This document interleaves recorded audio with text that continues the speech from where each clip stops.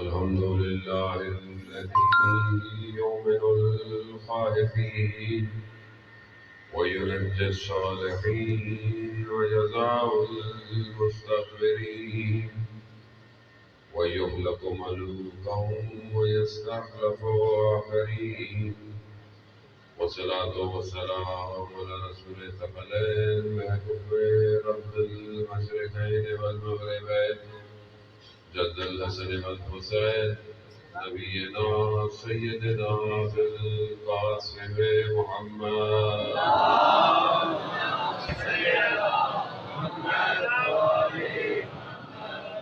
وعلى آله الطيبين الطاهرين المعصومين لا سيما بقية الله في الأرض نبي وأرواحنا لتراب مقدمة الفداء ولعنة الله على أعدائهم أجمعين. بسم الله الرحمن الرحيم. رب اشرح لي صدري ويسر لي أمري واحلل عقدة من لساني يفقهوا قولي. أما بعد فقد قال رسول الله صلى الله عليه وآله وسلم إن الحسين مصباح الهدى وسفينة النجاة. صلوات بھیجتے ہو.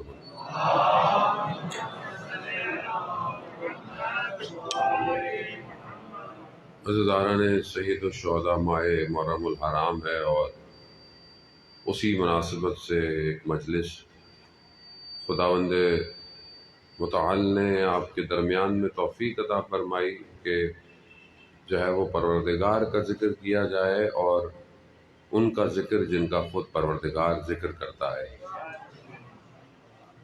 بہرحال مجلس جو ہے وہ مخصوص ہی ہے اور بہرحال موضوعات جو ہے وہ جو مجھے بہرحال دیے گئے کوشش کرتا ہوں کہ وقت معین میں اسے آپ کی خدمت میں بیان کروں.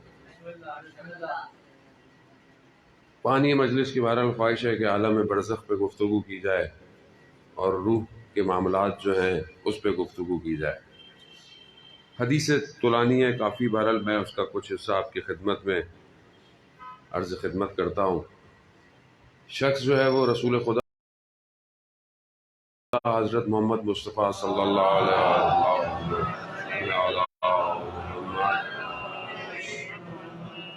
خدمت میں آیا اور کہا کہ یا رسول اللہ ایک سوال پوچھنا چاہتا ہوں، اجازت ہے؟ رسول خدا نے کہا نماز کا وقت تھا. کہا پہلے نماز پڑھیں اس کے بعد سوال پوچھیں. پھر رسول خدا نے پوچھا کہ پوچھو. کہا یا رسول اللہ اجازت چاہتا ہوں. کہا کس کی؟ کہا مجھے اجازت دیں میں موت کی تمنا کروں. موت کی تمنا کروں. رسول خدا نے فرمایا کہ دیکھو موت کی تمنا کرو یا نہ کرو موت نے آنا ہے. کہا موت بالکل ایسی ہے جیسے، کیونکہ وہ زمانہ ظاہر عرب کا ہے، تو کہا کہ جیسے صحن میں اونٹنی بیٹھی ہوتی ہے نا، وہ ظاہر عرب ہے ان کے یہاں اونٹ عام ہوتا ہے. کہا اونٹنی جیسے صحن میں بیٹھی ہو اور کبھی بھی اڑ جائے. کہا موت بھی بالکل ایسی ہی ہے، کبھی بھی آ جائے. تمنا کے بجائے رسول خدا نے اسے یہ کہا کہ موت کے لیے تیاری کرو، موت کی تیاری کرو. کہا یا رسول اللہ کیسی؟ کہا جہاں جانا ہے وہاں کے لیے ہدیے تحفے تیار کرو. اس نے کہا یا رسول اللہ اب وہ ہدیے اور تحفے کیا ہیں یہ بھی آپ ہی بتا دیجئے. اب ظاہر ہے جب انسان جو ہے وہ ایک جگہ سے دوسری جگہ جاتا ہے، اذان کی تقدس میں تھوڑی دیر کے لیے خاموش ہو جائیں. صلوات بھیجیں محمد والے.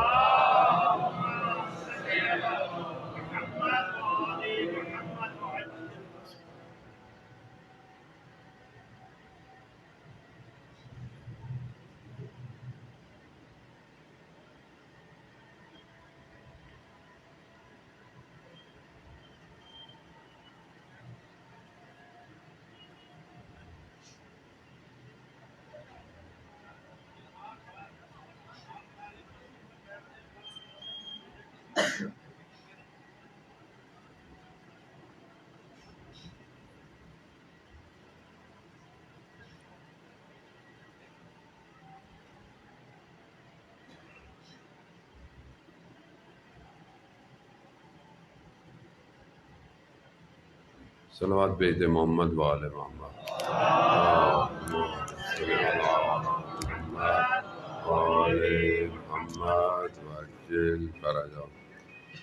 رسول خدا سے پوچھتے ہیں کہ اب یہ ہدیے، یہ تحفے جو ہے وہ آپ بتائیے کیا ہے. اب ہم بھی اگر مثال کے طور پر آپ کہیں سے آتے ہیں، کسی اور ملک سے تشریف لاتے ہیں، کسی اور جگہ جاتے ہیں، یا اپنے شہر سے دوسرے شہر جاتے ہیں اپنے رشتہ داروں کے پاس، یا آپ یہاں کام کرتے ہیں اپنے گاؤں جاتے ہیں، تو آپ کیا کرتے ہیں؟ خالی ہاتھ تو نہیں جاتے. ہر شخص کے لیے اس کے حساب سے تحفہ لے کے جاتے ہیں. بچوں کے لیے بچوں کے حساب سے تحفہ لے کے جاتے ہیں، بڑوں کے لیے بڑوں کے ساتھ. رسول خدا نے فرمایا کہ مرنے کے بعد 10 مقام ہیں جہاں تمہیں تحفے لے کے جانے ہیں. 10 مقام ہیں اور ہر مقام پہ 4 تحفے لے کے جانے ہیں. ٹوٹل کتنے تحفے ہو گئے؟ 40 تحفے جو ہے وہ آپ کو لے کے جانے ہیں. اب رسول خدا کی حدیث بہت طولانی ہے، وقت نہیں ہے اتنا، مجھے کئی عرصہ لگ جاتا ہے اس حدیث کو پورا کرنے کے لیے، آج تک پوری نہیں ہو پائی ہے. رسول خدا نے فرمایا کہ مقامات ہیں جب انسان مر رہا ہے تو دینے ہیں. اب اصل زندگی جو ہے وہ آخرت کی زندگی ہے. یہ تو جہاں ہم رہ رہے ہیں یہ تو موقت ہے، ٹیمپریری ورلڈ ہے. اور خود مولا متقیان حضرت علی ابن ابی طالب علیہ السلام، اللہم صلی علی محمد خود مولا متقیان ارشاد فرماتے ہیں کہ دنیا مسافر خانہ ہے، مسافر خانے میں دل نہیں لگایا جاتا. مسافر خانے میں آپ دل نہیں لگاتے. خوب ظاہر ہے اب آپ کہیں جا رہے ہیں، رستے میں موٹر وے پہ کہیں اترے، دیکھا بھائی بڑی اچھی جگہ ہے، ہوٹل بڑا اچھا ہے، چائے بڑی اچھی ملتی ہے، تو آپ رک جائیں گے کیا وہاں؟ بولے نہیں میں نہیں جا رہا گھر. تو وہ کیا ہو گیا ہے، گھر کہیں اور ہے، یہ گھر تھوڑی ہے. جتنا بھی اچھا ہو جائے، دنیا بھی ایسے ہی ہے. دنیا آپ کو جتنی بھی رنگ برنگی لگے، دنیا موقت ہے، تھوڑے دیر کے لیے ہے، پلک جھپکتے ختم ہو جائے گی دنیا. لیکن ہم لوگ کسی دنیا میں دل لگا کے، مولا متقیان کیا مولا نے فرمایا، کاش کہ ہم لوگ مولا کے فرامین بھی زندگی میں پڑھا کرتے. نہج البلاغہ جسے ہم نے اپنی کتابوں کی شیلف میں رکھا ہوا ہے، کاش اسے ہم کھولتے، دیکھتے کہ امام کس طرح انسان کی تعریف کر رہے ہیں. اس سے بہتر کوئی انسان کو جان نہیں سکتا. رسول خدا کے بعد ظاہر ہے مولا کی ہستی ایسی ہے. مولا فرماتے ہیں کہ تعجب ہوتا ہے شخص پہ کہ ساری زندگی کمانے میں خرچ کر دیتا ہے، اور پھر جو اس نے کمایا ہوتا ہے اس کو اپنی بیماری پہ خرچ کر دیتا ہے. ایسی ہے نا، ساری زندگی انسان بھاگ دوڑ کرتا ہے، کمائے آخر میں آ کے بوڑھا ہو جاتا ہے، مریض ہو جاتا ہے، پھر اپنی کمائی اپنی مرض پہ خرچ کرتا ہے.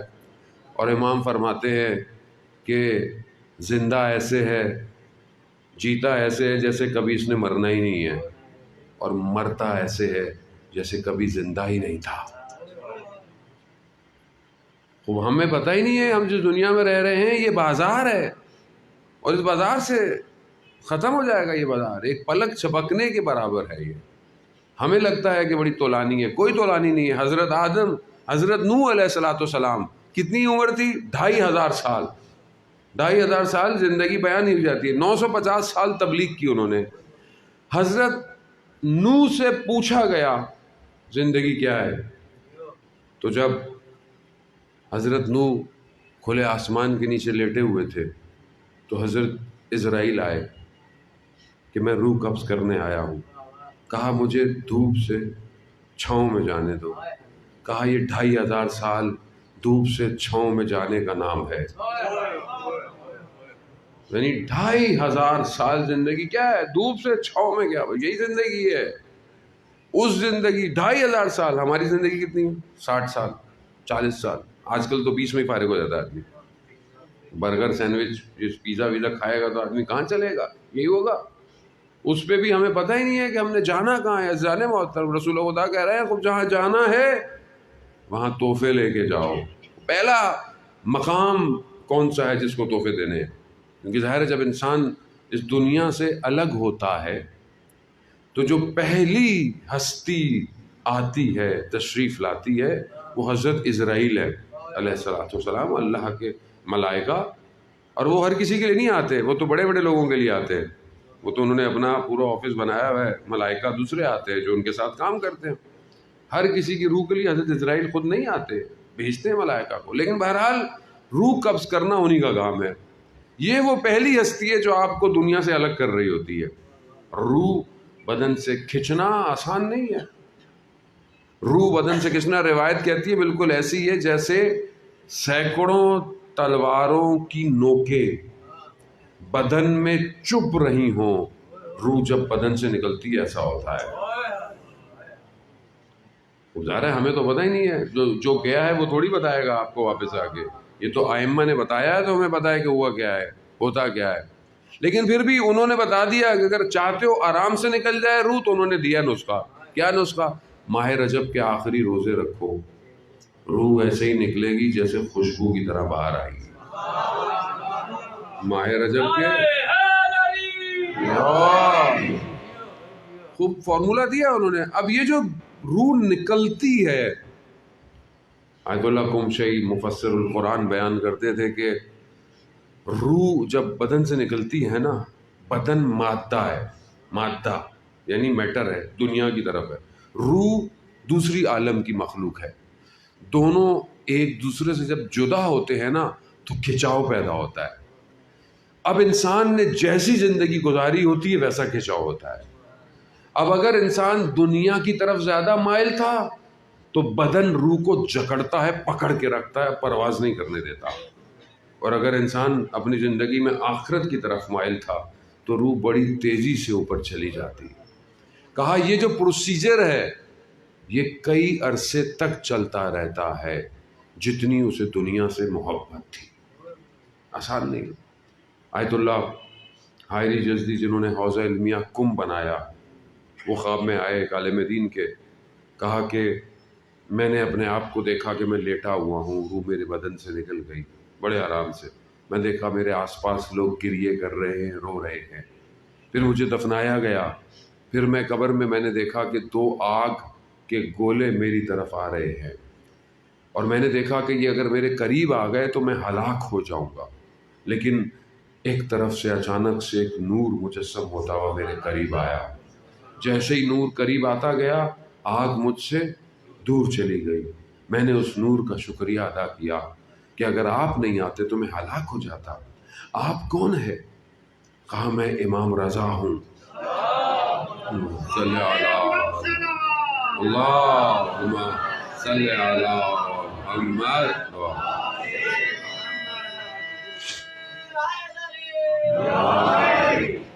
کہا میں امام رضا ہوں، تم 70 یا 65 دفعہ میری زیارت پہ آئے تھے، میں بھی تمہاری زیارت پہ اتنی دفعہ ہوں گا۔ اس لیے کہتے ہیں نا جو امام کی زیارت کرتا ہے، امام 3 مقامات پہ اس کی زیارت پہ، اب آپ جتنی دفعہ جائیں خدا کی بارگاہ میں آج دعا کرتے ہیں ہم سب کو پروردگار امام رضا کی زیارت نصیب فرمائے۔ وہ بات یہی ہے کہ اب راستہ انہوں نے بتانا ہے۔ اب پہلا تحفہ رسول خدا کہتے ہیں کہ حضرت اسرائیل کو کیا دیں گے؟ جتنے اچھے تحفے ہوں گے اتنا اچھا برتاؤ ہوگا۔ پہلا تحفہ جو حضرت اسرائیل کو رسول خدا فرماتے ہیں وہ کیا ہے؟ کہ تمہارے اوپر کسی کا حق نہ ہو۔ اگر تمہارے اوپر کسی کا حق ہے تو وہاں بڑی مشکل ہے، اگر تمہارے اوپر کسی کا حق نہیں ہے تو یہ پہلی چیز ہے جو حضرت اسرائیل تمہیں بڑے آرام سے لے لیں۔ خوب انسان اپنی زندگی میں دیکھے اس کے اوپر کسی کا حق تو نہیں ہے، کسی کا حق تو نہیں کھایا، کسی کے پیسے تو نہیں کھائے، کسی کا دل تو نہیں دکھایا، کسی کو تکلیف تو نہیں پہنچائی، کسی یتیم کا مال تو نہیں کھایا، رستے میں چلتے ہوئے کسی پھل والے کا پھل اٹھا کے تو نہیں کھا لیا، کسی دکان والے کے تھوڑے سے قرضہ دینے تھے وہ آپ پلٹ کے ہی نہیں گئے، بس پہ جا رہے تھے چلو اس کو پتہ نہیں چلا کرایہ نہیں دیا اتر گئے۔ حق ہے یہ ایک درہم بھی دینار بھی ہوا نا قیامت والے دن صراط مستقیم پہ روک دے گا۔ ایسی ہے انسان کو پتہ ہی نہیں اپنی زندگی میں، انسان اپنی زندگی میں اتنے آرام سے گزر رہا ہوتا ہے پتہ ہی نہیں ہوتا۔ میں مثال کے طور پر اندر آیا اور آتے ہوئے میں میرے جوتے کسی کے جوتے پر پڑ گئے اور اگر وہ راضی نہیں ہوا تو مجھے قیامت میں اس کا بھی جواب دینا ہے۔ عزیزان محترم، معاملہ اتنا آسان نہیں ہے اتنا ہم سمجھ رہے ہوتے ہیں. آپ کسی کے پاؤں میں جوتے پہ رکھ جائیں، وہ راضی نہیں ہے، اول تو خود اس کو سائڈ پہ رکھنا چاہیے تھا، لیکن اب وہ ناراض ہو جائے کہ یہ کیا کیا میرے جوتے کو، تو آپ کیا دیں گے؟ معافی کیسے طلب کریں گے؟ حلالیت کیسے طلب کریں گے آپ؟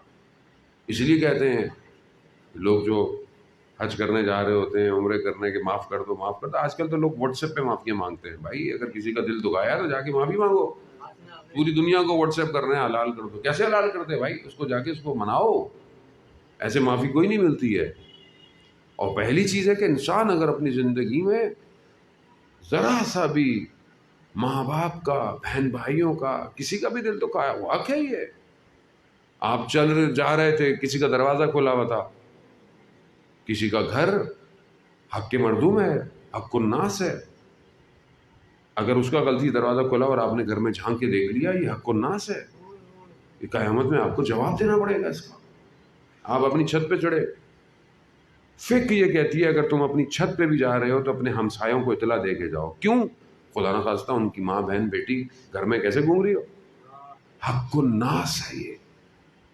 آپ کی نگاہ غلط کسی پر اڑ گئی، حق الناس ہے یہ. کیسے آپ جواب دیں گے؟ ایک نجف میں شخص کہتا ہے کہ کسی شخص نے پیسے لیے ہوئے تھے اس سے ادھار قرضہ، واپس نہیں دیتا تھا. تو کسی نے کہا کہ یہ جو شخص ہے جس نے تمہارے پیسے لیے ہیں، یہ فلانے عالم کے درس میں آتا ہے، تو تم ان سے کہو شاید ان کے کہنے سے تمہیں پیسے واپس کر دیں. یہ ان کی خدمت میں کیا کہا گیا، میرے ایسے ایسے ادھار لیا تھا، اس میں مجھے ضرورت ہے، یہ دے نہیں رہا. انہوں نے کہا ٹھیک ہے، جس دن درس ہوگا اس دن آنا. درس شروع ہوا. درس میں انہوں نے کہا کہ جب میں یہاں پر استاد تھا اس سے پہلے میری دکان تھی، اور دکان میں ایک دن ایک یہودی کو میں نے کچھ دیا، 1 درہم اس کا بنتا تھا جو مجھے اس کو دینا تھا، میرے پاس تھے نہیں، تو میں نے کہا بعد میں لے لینا. تو کہتا نہیں مجھے ابھی چاہیے. میں نے کہا ابھی نہیں ہے، بعد میں لے لینا. کہا نہیں مجھے ابھی چاہیے. خلاصہ وہ ناراض ہو کے چلا گیا. بعد میں بھی بھول گیا. کہا میں ایک دن خواب میں دیکھا کہ میں قیامت کے دن ہے اور میں ملائکہ مجھے صراط مستقیم پہ لے کے جا رہے ہیں. صراط جو ہے وہ پل صراط لے کے، اچانک سے ایک طرف جہنم ہے ایک طرف جنت. جہنم کی آگ سے وہ شخص باہر آیا، آگ میں بھگولا اور راستہ روک دیا میرا. کہا کہ میرا وہ 1 درہم واپس کرو. اب میں نے ملائکہ سے کہا کہ بھائی مجھے بچائیں. کہا نہیں، یہ دنیا کا معاملہ تھا، وہی پورا کر کے آنا تھا. یہ دنیا کا معاملہ تھا، ایسے وہی پورا. اب وہ مجھے کہے دو، میں کہاں سے دوں 1 درہم؟ صراط پہ کہاں سے نکالوں میں 1 درہم؟ وہاں تھوڑی یہ کریڈٹ کارڈ چلے گا یا یہ کرپٹو کرنسی چلے گی آپ کی. وہاں تو صرف سکہ علی کا چلتا ہے.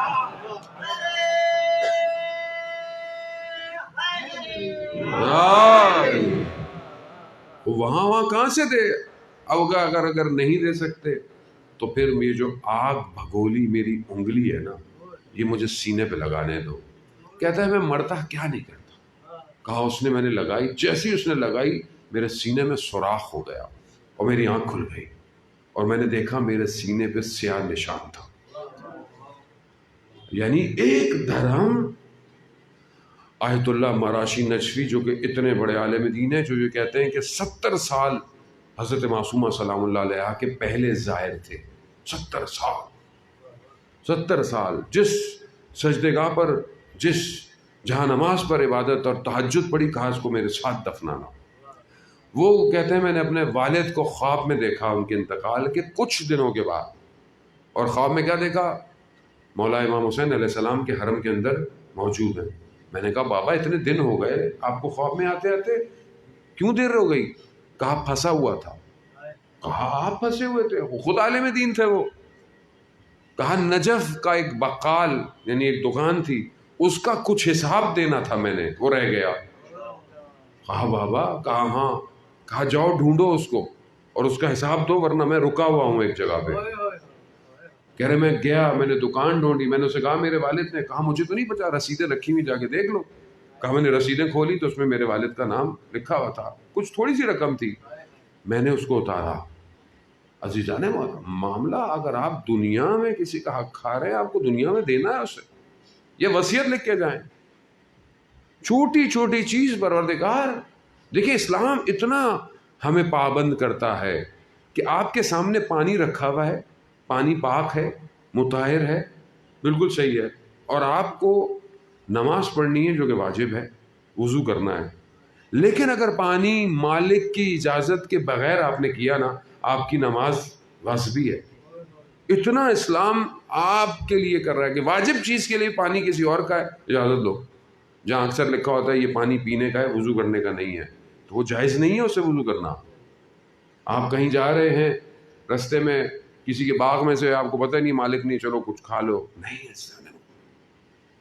شیخ مقدس اردبیلی کتنے بڑے عالم دین گزرے کہ امام سے ملاقات ہے، وقت کے امام سے ملاقاتیں ہیں ان کی، کہ وضو کرنے جاتے ہیں، رات کی تاریکی میں پانی نکالتے ہیں کنویں سے، کیا نکلتا ہے؟ ہیرے جواہرات، واپس ڈال دیتے ہیں۔ کیوں؟ کہا مجھے وضو کے لیے پانی چاہیے، ہیرے جواہرات نہیں چاہیے۔ اس مقام پر کہ مولا کے حرم میں نجف میں جاتے ہیں، دروازہ رات کو خود کھلتا ہے، مسئلہ پوچھنا ہوتا ہے علمی، اندر سے زری سے آواز آتی ہے۔ اس مقام کیسے پہنچ گئے اس مقام پر؟ کہتے ہیں کہ والد خود طالب علم تھے، عالم دین طالب علم تھے، ایک جگہ کہیں جا رہے تھے، تھکے، کہیں آرام کرنے کے لیے بیٹھے تو نہر بہہ رہی تھی، نہر میں ایک سیب تیرتا ہوا آ رہا تھا، سیب اٹھایا، کھا لیا تو احساس ہوا پتہ نہیں کس کا سیب ہوگا، مالک پتہ نہیں کون ہوگا۔ الٹا نہر کو جا کر دیکھنے لگے کہ سیب گرا کہاں ہے، دیکھا تو ایک سیب کے باغ میں سے نہر آ رہی تھی، تو کہا کسی باغ میں یہ سیب گرا ہوگا، اس کا مالک کون ہے؟ مالک تک پہنچے، کہا کہ میں آپ کا ایک سیب کھا چکا ہوں، مجھے حلال کر دے ورنہ میرے لیے مشکل ہو جائے گی۔ اب اس شخص نے دیکھا کہ یہ جو طالب علم ہے، جوان ہے، یہ تو بہت متدین ہے، تو کہا ایک شرط پہ، کہا میری بیٹی سے شادی کرنی پڑے گی۔ کہا شادی؟ ہاں۔ کہا مگر میری بیٹی آنکھوں سے دیکھ نہیں سکتی، کانوں سے سن نہیں سکتی، بول نہیں سکتی، گونگی ہے، بہری ہے، بدن شل ہے۔ اس نے کہا مجھے مسئلہ نہیں ہے، مجھے حلالت چاہیے، میں کر لوں گا شادی۔ جیسے ہی شادی ہوئی، نکاح ہوا، عقد ہوا، کمرے میں گئے تو لڑکی نے سلام کیا، کہا تو اچانک سے والد آ گئے، کہا کہ اب تم پریشان ہو گئے کہ یہ بول کیسے رہی ہے؟ کہا مگر جو میں نے کہا تھا وہ صحیح کہا تھا۔ کیا کہا تھا؟ کہا تھا کہ میری بیٹی نابینا ہے، اس نے آج تک کسی نامحرم کو نہیں دیکھا، میری بیٹی بول نہیں سکتی، اس نے کسی نامحرم سے گفتگو نہیں کی، میری بیٹی کے کان بہرے، اس نے کبھی کوئی غلط بات نہیں سنی۔ جب ایسی ماں باپ ہوں گے تو پھر فرزند مقدس اردبیلی ہوگا۔ عزیزانے آپ سمجھے کہ کتنا خدا ہر چیز کو دیکھتا ہے۔ کربلا آسان تھوڑی ہے، کربلا میں آسان لوگ تھے، آسان ہوتا تو پتہ نہیں کتنے لوگ بیٹھے ہوئے ہوتے کربلا میں، تھوڑے سے آئے۔ کیوں؟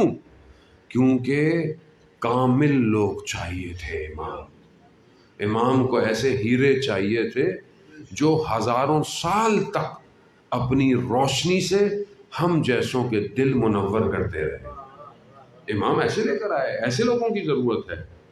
اب یہ پہلا تحفہ ہے کہ آپ کی زندگی میں کسی کا حق نہیں ہونا، اگر یہ ہے تو پھر مشکل ہے، پہلی مسئلے پہ۔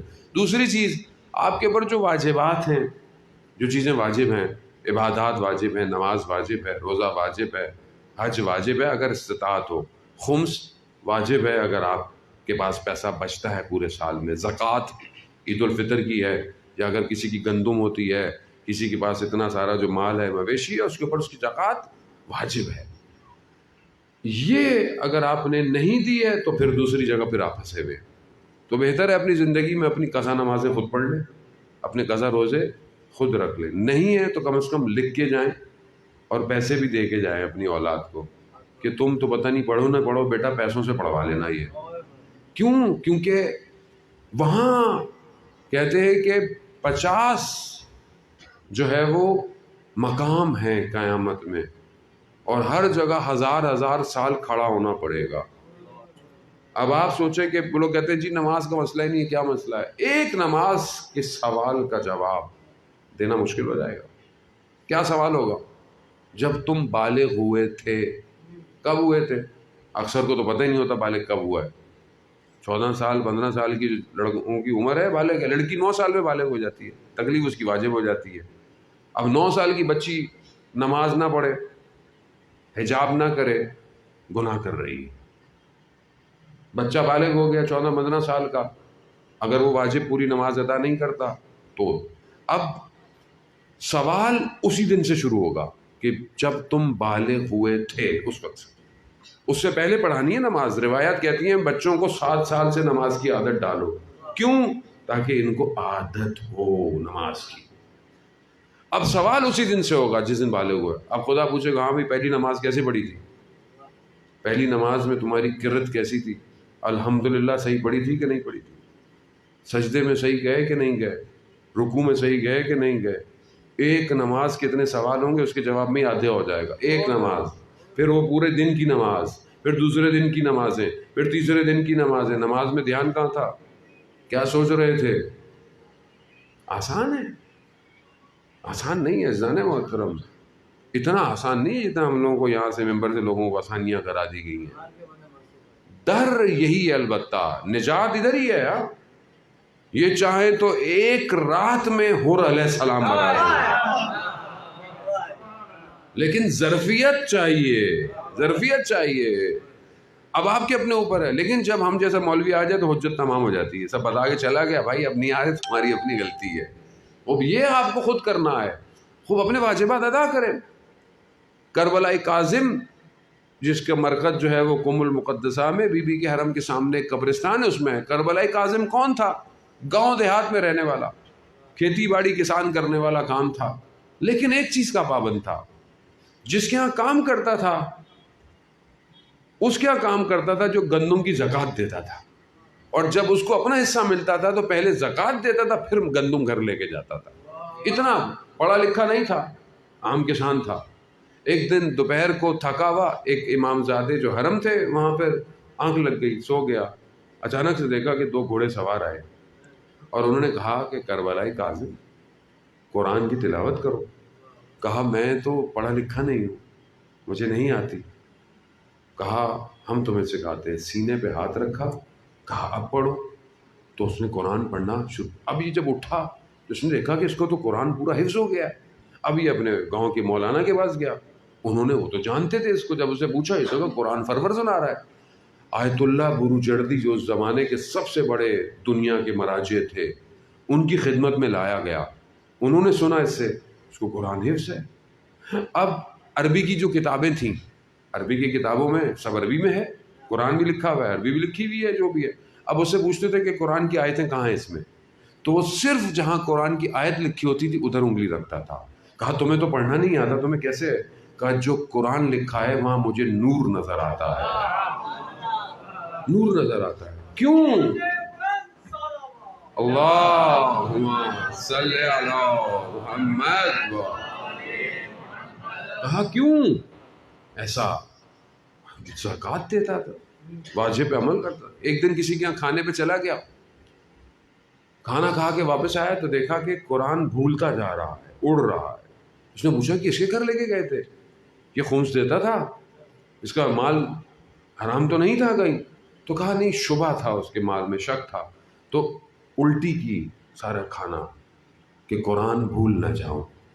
اتنا امپورٹنٹ ہے حلال لقمہ. انسان زندگی میں, آج ہماری زندگی مشکلات ہیں وہ زیادہ تر حرام لقمے کی وجہ سے. نہیں کر آپ خدا نخواستہ آپ حرام کھاتے ہیں, نہیں, انسان کو پتہ نہیں ہوتا کہاں جا رہا ہے, کیا کھا رہا ہے, کیا مل رہا ہے, اٹھ رہا ہے, بیٹھ رہا ہے, کیسے. واجبات. یہ دوسرا, بس میں بہت تیزی سے, کیونکہ بہرحال مجھے ایک اور جگہ بھی پہنچنا ہے مجلس پڑھنے کے لیے. میں معذرت چاہتا ہوں, ہو سکتا ہے آپ کچھ اور سننے ہوں, لیکن بہرحال جن کی مجلس سے بانی ہے انہوں نے یہی کہا ہے کہ یہ پڑھیے, تو میں کہا صلوات بھیج دیں محمد والے محمد والے محمد واجل. خوب. تیسرا, تیسرا, بہت تیزی سے آگے بڑھوں گا. تیسرا جو تحفہ ہے حضرت اسرائیل علیہ السلام کا, وہ یہ ہے کہ انسان جو ہے وہ لقاء اللہ چاہتا ہو, خدا سے ملاقات چاہتا ہو. کیا ہم اپنی زندگی میں خدا سے ملاقات چاہتے ہیں یا نہیں چاہتے؟ ہمیں پتہ ہی نہیں ہے خدا ہے بھی کہ نہیں ہے. سنا ہے اللہ ایک ہے، یہ تو آپ بچے سے پوچھیں وہ بھی بولے گا اللہ ایک ہے، مگر اللہ کہاں ہے؟ اللہ میری زندگی میں کہاں ہے؟ کتنا میں خدا سے راز و نیاز کرتا ہوں، کتنا میں خدا کی بارگاہ میں جاتا ہوں. اب آپ بولے بھائی مولانا نماز تو پڑھتے ہیں اور کیا کرے؟ نماز تو عادت کی ہے. حضرت موسیٰ علیہ السلام سے پوچھا نا کہ اے موسیٰ میرے لیے کیا کرتے ہو؟ کہا پروردگار نماز. کہا نماز تو تم اپنے لیے پڑھتے ہو، میرے لیے کیا ہے؟ میرے لیے کیا ہے؟ روزہ تو تمہیں جو ہے وہ آگ سے بچائے گا. روزہ تو شیلڈ ہے نا، سپیر ہے، آگ سے بچائے گا. میرے لیے کیا ہے؟ جتنی بھی چیزیں حضرت موسیٰ نے بتائی وہ حدیث بڑی طولانی ہے. سب کہا کہ یہ تو تم اپنے لیے کرتے، میرے لیے کیا ہے؟ عزیزان موت، خدا کے لیے کیا ہے؟ ہماری زندگی میں کبھی کبھی کوئی ایسا کام کیا جس میں ہم کہیں خدا تیرے لیے کر رہا ہوں بس، اور کسی کے لیے نہیں کر رہا، اور دکھا کے بھی نہیں کر رہا، چھپ کے کر رہا. ورنہ ہم تو کوئی بھی کام کرتے ہیں نیکی کریں تو ہمارا دل چاہتا ہے دوسروں کو بھی بتائے. اچھی بات ہے، کچھ نیکیاں آپ کو دنیا کو بتا کے کرنی چاہیے، لیکن بعض روایت کہتی ہیں دائیں ہاتھ سے دو تو بائیں ہاتھ کو پتہ نہ چلے. ایسا ہم خدا کے لیے کیا کرتے ہیں؟ خدا کے لیے عزیزان محترم، خدا کے لیے. ایک طالب علم تھے نجف میں، شدید بھوک، تنگ دستی، فقر، پیسے نہیں آئے تھے، بہت برا حال. بڑی مشکل سے کہیں سے قرض لے کر کوئی گوشت لیا. گوشت لے کر واپس آ رہے تھے تو کیا دیکھا؟ ایک کتا اور اس کے چند بچے اس گرمی میں بھوک کی حالت سے گرے پڑے. انہوں نے کہا یار میں تو کھا ہی لوں گا، اس کو دے دو کچھ.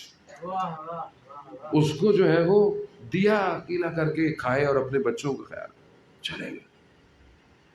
کچھ عرصے کے بعد حوالہ آیا. جیسے کہیں اور سے پہلے پیسے آتے تھے تو کہتے حوالہ بھیجا جاتا تھا. حوالہ آیا کہ فلانی جگہ ایک شخص جو ہے وہ دنیا سے گیا اور تمہارے علاقے کا تھا، بڑا آدمی تھا، اس نے اپنی ساری جائیداد تمہارے نام کر دی. اب جب وقت کا حساب لگایا گیا، ٹائم دیکھا گیا تو کون سا تھا؟ وہی ٹائم تھا جب گوشت اس جانور کو ڈالا تھا. خدا کے لیے کیا تھا، کسی کے دکھانے کے لیے نہیں. ہماری زندگی میں خدا کہاں ہے؟ ہم کتنا خدا کو پکارتے ہیں، ہم کتنا اس کی بارگاہ میں جا کر گڑ گڑاتے ہیں، نماز پڑھتے ہیں. دعا بھی ہماری کیا ہے؟ تسبیح تو ہماری یوں ہے، یوں یوں، پتہ ہی نہیں ہم لوگ بول بھی رہے ہیں کیا بول رہے ہیں. دعا اٹھے اور نکل گئے. کیا ہو گیا؟ کوئی محبوب کی بارگاہ سے اتنی تیزی سے اٹھتا ہے؟ عاشق تو انتظار کرتا ہے کہ کب لیلا کھڑکی کھولے گی. مجنو تو بڑی دیر پہلے سے باہر ہوتا ہے کہ یہ ایک لمحے کے لیے بھی جو کھڑکی کھلے گی نا تو میں پہلے سے گلی میں بیٹھا ہوا ہوں. عاشق تو اسے کہتے ہیں. عاشق گھڑی دیکھ کر یہ نہیں کہتا کہ نماز قضا ہوگی تب پڑھوں گا. عاشق نماز کے وقت سے پہلے باوضو ہو کر مصلی پر بیٹھا اپنے رب کا انتظار کرتا ہے. یہی تو وجہ ہے کہ روایات میں امہات المومنین بیان کرتی ہیں کہ اذان جب ہوتی تھی تو رسول خدا کے چہرے کا رنگ زرد ہو جاتا تھا. کیوں؟ رسول خدا کہتے تھے بلال اذان دو اور مجھے راحت دو، مجھے سکون دو، اذان دو. کیوں؟ خالق پکار رہا ہے، مالک پکار رہا ہے. یہاں آپ کسی کمپنی میں نوکری کرتے ہو، آپ کا مالک پکار رہا ہے، آپ الٹے پاؤں دوڑتے ہوئے آتے ہیں. کیوں؟ مالک ہے، نوکری دی ہے، گاڑی دی ہے، سب کچھ دیتا ہے، کیوں نہ جاؤں؟ وہ مالک جس نے زندگی دی ہے، جس نے نعمتیں دی ہیں، اصل رازق وہی ہے، خالق وہی ہے. وہ جب بلائے تو نہیں جاؤں. حیا علی الصلاۃ، حیا علی الصلاۃ، حیا علی الفلاح، آؤ فلاح کی طرف آؤ. حیا علی خیر العمل، یہ خیر عمل ہے، خدا بلا رہا ہے. اللہ اکبر، اللہ سب سے بڑا ہے. یہ اللہ کہاں ہے میری زندگی میں؟ تو یہ تیسرا تحفہ ہے عزیزان محترم کہ میں جو ہے وہ خدا سے ملاقات کی تمنا رکھتا ہوں۔ چوتھا اور آخری، اور بس میں آپ سے التماس سے دعا چاہوں گا، چوتھی چیز کہ موت کی تمنا کرو۔ موت کی تمنا کیا ہے؟ یعنی موت کو یاد کرو۔ روایات کہتی ہیں جو دن میں 20 دفعہ موت کو یاد کرتا ہے نا، موت اس کے لیے بڑی آسان ہو جاتی ہے۔ 20 دفعہ۔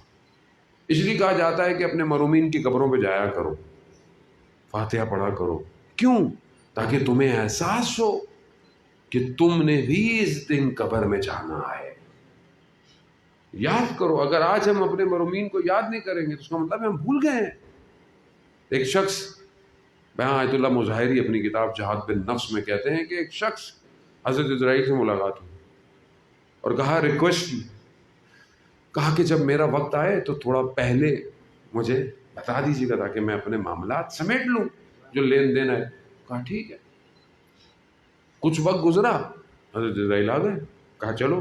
کہا میں نے آپ سے کہا تھا کہ تھوڑا مجھے وقت دیجیے گا۔ کہا میں آیا تھا۔ کہا کہاں؟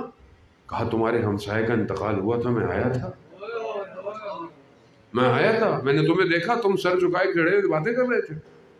فلانے دن تمہارے رشتہ دار کا انتقال ہوا، میں آیا تھا، مگر تم اپنی باتوں میں مشغول تھے، میں آیا۔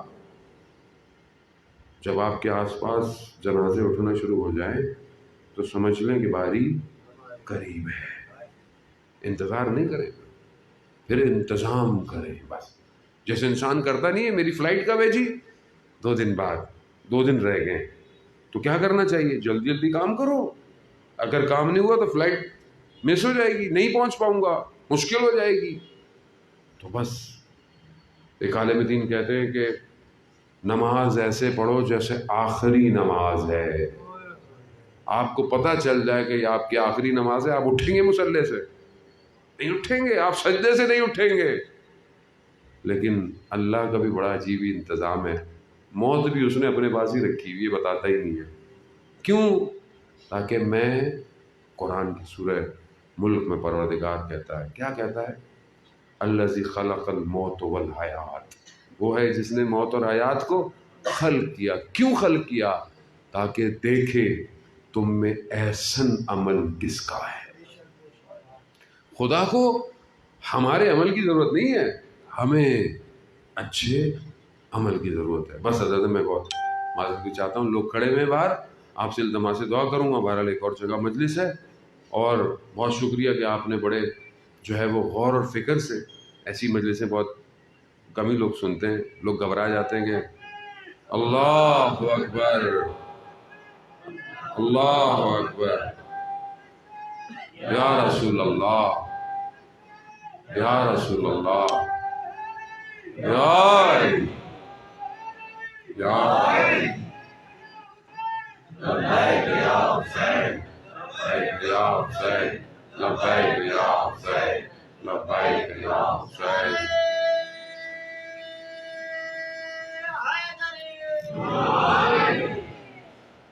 حضرت اعلیٰ محترم، بہرحال گفتگو تو انسان کرتا رہے، ذکر اہل بیت نے ایسا دیا ہے کہ کرتے رہو وقت گزر جائے، کیونکہ یہ ان کا ذکر ہے جو نہ زمان میں سما سکتے ہیں نہ مکان میں سما سکتے ہیں۔ اور یہی وجہ ہے کہ سید الشہداء نے بھی ایسی قربانی دی۔ خود امام بھی فرماتے ہیں مدینہ مکہ سے جب چھوڑا نکلتے وقت کہ جو خون کا بذل دے سکتا ہے، خون کی قربانی دے سکتا ہے۔ امام شرطیں بتا رہے ہیں کہ میرے ساتھ جانا ہے نا تو یہ شرطیں، جو خون کی قربانی دے سکتا ہے، جو لقاء اللہ چاہتا ہے، خدا سے ملاقات چاہتا ہے، جو ترک دنیا کر سکتا ہے، دنیا کو چھوڑ سکتا، اگر یہ کر سکتے ہو تو پھر ہمارے ساتھ چلو۔ امام کربلا میں خدا سے ملاقات کے لیے گئے۔ مسلم ابن اوسجہ شب عاشورہ مسکرا رہے ہیں۔ حبیب ابن مظاہر کہتے ہیں مسلم آج مسکرانے کی رات تو نہیں۔ کہا نہیں، میں اس لیے مسکرا رہا ہوں کہ میرے اور خدا کی ملاقات میں چند گھنٹوں کا فاصلہ رہ گیا ہے۔ چند ساعتوں کا فاصلہ ہے۔ کن کو لے کر آئے تھے؟ یہ کون لوگ تھے کہ جو اپنے وجود میں عشق لے کر پہنچے تھے اس جانب؟ جب انہیں کہا گیا نا کہ آؤ، یہ آئے، انہوں نے سب چھوڑ دیا، کیونکہ جانتے تھے کہ جسے امام مل جائے اسے زندگی مل جاتی ہے۔ سلام ہو اس رخسار پر کہ جو دشت کربلا پر رکھا رہا۔ جمعے کا دن ہے نا، ظہور کا دن ہے، گزر گیا، امام نہیں آیا آج۔ کتنوں کا دل تنگ ہوا، کتنے پریشان ہو گئے۔ میں نہیں آتا آپ کا کیا حال ہونا تھا؟ مگر میں کوئی ایسی چیز نہیں ہوا، طالب علم چھوڑا تھا، آپ کی محبت ہے، سنتے اہل بیت کا کرم، اگر میں نہیں آتا تو کیا ہوتا؟ مگر اصلی وارث نہیں آیا، 1187 سال ہو گئے۔ کتنا دل تنگ ہے ہمارا، کتنا ہم امام کو یاد کرتے ہیں۔ وہی امام زیارت نائیہ میں کہتا ہے نا کہ سلام ہو ان رخساروں پر جو خاک کربلا میں رکھے رہے۔ ہاں عضلات دے۔ خب یہ آسان نہیں ہے کربلا کا غم، اور آج کے دن، آج کے ایام بڑے سخت ہیں۔ وہ بیمار امام جو کوفہ اور شام کی طرف رواں دواں ہے، کوفہ سے گزر کر یہ قافلہ چندر سے شام کی طرف گیا ہے۔ بس یہ شام کا سفر کافی طولانی سفر تھا جو امام پہنچے ہیں۔ راستے میں نہ جانے یہ ایسے ایسے مقاموں سے لے گئے جو ناصبی علاقے تھے، جو اہل بیت سے محبت نہیں کرتے تھے، اور راستے میں امام پتہ نہیں کن تکلیفوں کو برداشت کرتے رہے۔ ایک جگہ بیان ہوتا ہے کہ کوئی چاہنے والا آیا امام کے پاس، امام نے اس سے رومال مانگا، کہا کیوں مولا؟ کہا گلے کا توق اتنا سخت ہے کہ بدن کی کھال اس کے ساتھ آ گئی۔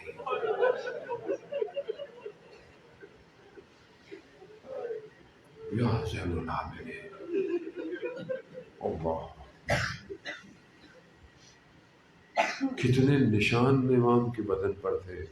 یہ تو میرا 5واں امام جانتا ہے نا، جب غسل دیا نہ جانے کون کون سے زخم تھے کہ یہ راستے میں امام کے اوپر اذیتیں کرتے رہے، ہاتھ میں رسیاں، اور ایک ہی رسی سے سب بندھے ہوئے۔ کہتے ہیں نا کہ امام جھک جھک کے چلتے تھے۔ بعض بیان کرتے ہیں کہ وجہ یہ تھی کہ ایک ہی رسی سے بچے بھی بندھے ہوئے، اگر امام بلند ہوتے تھے تو بچے زمین سے اٹھتے۔ اللہ اللہ، اسی لیے تو امام نے کہا، امام سے پوچھا مصیبت کون سی سب سے سخت تھی میرے مولا؟ کون سی مصیبت سخت تھی؟ کہا مولا کربلا میں مصیبت سخت تھی، علی اکبر کی۔ کہا نہیں، علی اکبر کی مصیبت اپنی جگہ، لیکن کہا مولا حضرت اصغر کی۔ کہا چچا عباس؟ نہیں، وہ بھی بہت بڑا مرتبہ لے۔ ہم مولا پھر کون سی ایسی مشکل ہے؟ خون کے آنسو ہوتے ہیں آپ۔ امام نے 3 دفعہ کہا ہائے شام، ہائے شام، ہائے شام۔ یہ شام میں کیا ہوا ایسا؟ عزاداران محترم، بس آپ نے گریہ کیا، مصائب ہو گئے۔ مصائب کے لیے ضروری ہے آدمی گھنٹے گھنٹے پڑھے، مصائب محسوس کرنے کا نام ہے، مصائب پڑھنے کا نام نہیں ہے۔ مصائب جو ہے وہ سینے سے نہیں پڑھا جاتا، جگر سے پڑھا جائے۔ عزاداران محترم، امام کو کیا مشکل تھی شام میں؟ اتنی رستے مشکلات کا ہے نہیں۔ شام میں جب یہ پہنچا ہے نا لٹا ہوا کارواں، تو بازار میں کھڑا کیا گیا۔ آپ خود اپنی غیرت کو محسوس کریں۔ کیا آپ کی غیرت گوارا کرے گی کہ آپ کی بہن بیٹیاں آپ کے ساتھ ہوں اور آپ بازار سے جا رہے ہوں، اور یہ بازار بھی مسلمانوں کا ہو، آپ کے ماننے والوں کا ہو، غیروں کا نہ ہو، اور آپ کی ماں بہن پردے میں ہو، چادریں چھینی نہیں ہو، اور آپ کا کچھ لٹا نہ ہو، ماؤں کی گودیں اجڑی ہوئی نہ ہو، اس کے باوجود بھی آپ بازار سے گزریں گے اور کسی کی نگاہ اٹھے نا، آپ کی غیرت گوارا نہیں کرے۔ میرا سلام ہو امام پر کہ سارا گھر تو کربلا میں اجڑ گئے، رستے میں نہ جانے کیسے آئے، چادریں چھنی ہوئی، بغیر محملوں کی سواریاں۔ اس سے بڑا ظلم یہ کہ ان دلوں کے گوشوں کے سر نیزوں پر تھے۔ اللہ اکبر، اللہ اکبر۔ اور اوپر سے شام والے جس کا دل چاہتا تھا پتھر مارتے تھے، جس کا دل چاہتا تھا کیا کیا مارتے تھے۔ ایک لعین نے آگ پھینکی، امام کا امامہ جل گیا۔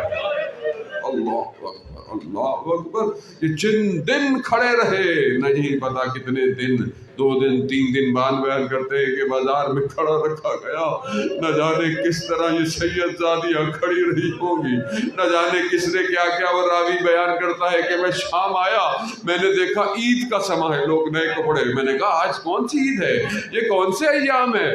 کہا کچھ باغی آئے ہیں، باغی آئے ہیں، ان کو مار دیا گیا ہے، ان کے گھر والوں کو اسیر بنا کر لائے۔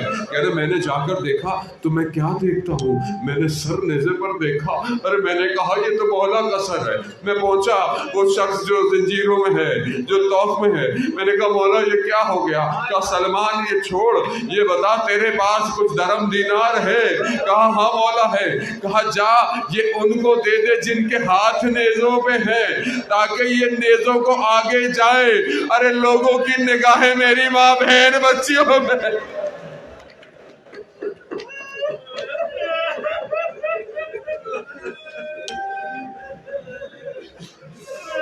الا لعنۃ اللہ علی القوم الظالمین وسیعلم الذین ظلموا من منقلب ینقلبون۔ پروردگار تجھے ان بہتے ہوئے آنسوؤں کو واسطہ امام زمانہ کے ظہور میں تعجیل عطا فرما، ہمیں ان کے ناصر اور ان کے مددگاروں میں شمار فرما۔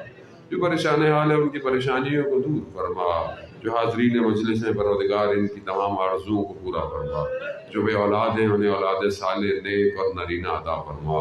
پروردگار ہمیں حج عمرہ اور زیارات کی توفیق عطا فرما، ہمارے مرحومین کی مغفرت فرما، جن کے اصال ثواب کی برسی کی مجلس بانیان مجلس کے تمام مرحومین کی مغفرت فرما، انہیں اہل بیت کے ساتھ محشور فرما، عالم برزخ میں ان کے لیے آسانیاں فرما۔ پروردگار ہمارے ملک عزیز پاکستان کو عزت اور استحکام عطا فرما۔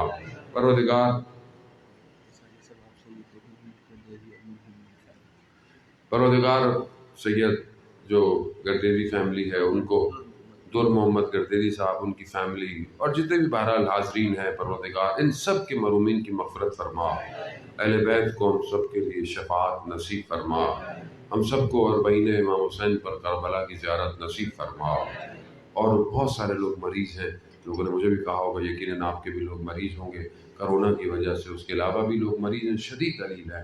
پروردگار تجھے واسطہ بیمار کربلا کا شفا کاملہ اور عاجلہ عطا فرما۔ اللہم ارزقنا زیارت الحسین فی الدنیا و شفاعتہ فی الآخرہ۔ صلوات بید محمد و آل محمد۔